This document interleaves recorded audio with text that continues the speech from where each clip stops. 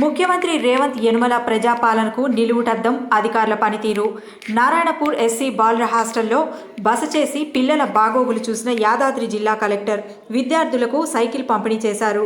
10వ తరగతి విద్యార్థులకు 9.8% వస్తే సైకిల్ ఇవ్వటం జరుగుతుందని చెప్పారు.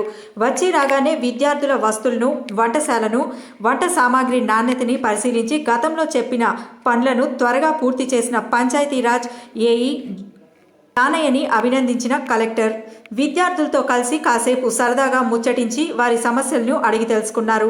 విద్యార్థులు కష్టపడి చదివి తల్లిదండ్రులకు, గురువులకు మరియు జిల్లాకు మంచి పేరు తీసుకురావాలన్నారు. విద్యార్థుల రూమ్లను శుభ్రంగా పెట్టుకోవాలని సూచించారు.